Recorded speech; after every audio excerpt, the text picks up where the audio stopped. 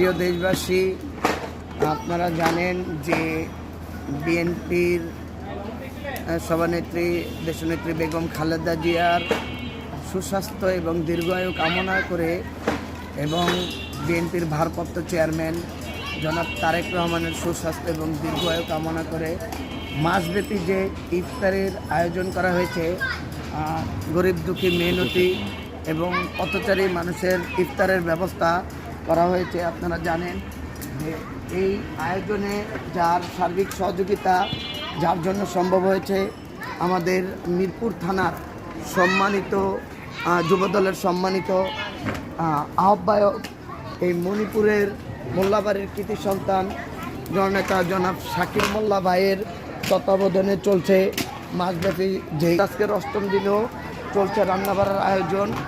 আমরা দেশবাসী এবং দেশের সকল মানুষের কাছে দোয়া চাই, রব্বুল আলামিন শহীদ রাষ্ট্রপতি জিয়াউর রহমানকে জান্নাতের উচ্চ মাকাম খালেদা জিয়াকে সুস্থতা দান করেন এবং তাকে সুস্থ হয়ে দেশ এবং দেশের মানুষের কল্যাণে কাজ করার তৌফিক দান করেন। এবং আপনারা জানেন যে তারই বড় ছেলে বিএনপির ভারপ্রাপ্ত চেয়ারম্যান তারেক রহমান, তার উপরে যে ফ্যাসিস্ট হাসিনা যে অত্যাচার জুলুম নির্যাতন চালিয়েছে, সে দীর্ঘদিন দেশের বাইরে থেকেও বিএনপিকে একটি সুসংগঠিত দলে পরিণত করেছেন।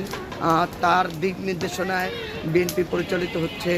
তার ধারাবাহিকতায় আমরা মিরপুর থানা যুবদল 13, 11, 12 এবং 7 নম্বর ওয়ার্ড সুসংগঠিত একটি সংগঠন। আমরা শাকিল মোল্লা ভাইয়ের নেতৃত্বে সুসংগঠিত আছি। অতীতে যেরকম রাজপথে ছিলাম, তার নেতৃত্বে আন্দোলন সংগ্রাম করেছি। আশা করি আগামীতেও তার নেতৃত্বে রাজপথে থাকবে এবং বিএনপির ভারপ্রাপ্ত চেয়ারম্যান তারেক রহমান ইনশাআল্লাহ দিক নির্দেশনাগুলো আমরা পালন করব। যে কোনো ভালো কাজগুলো হোক, আমরা শাকিল ভাইয়ের নেতৃত্বেই আছি, থাকব এবং আমরা চাই শাকিল ভাই ভালো কাজগুলো করুক, জনগণের পাশে দাঁড়াক। বিএনপির ভারপ্রাপ্ত চেয়ারম্যান তারেক রহমান বলেছেন যে জনগণ মানেই বিএনপি। আগামীতে ভোটের রাজনীতি ভারপ্রাপ্ত চেয়ারম্যান তারেক রহমান যে দিক নির্দেশনাগুলো দিয়েছেন, যে জনগণের কাছে যেতে হবে, জনগণকে সম্পৃক্ত করতে হবে। বিএনপির এমন কোনো নেতাকর্মী নেই, নেতা থেকে মাঠ লেভেলের কর্মী যারা, তারা এমন কোনো অকারেন্সে জড়াবে না যেটাতে করে জনগণের ক্ষতি হয়।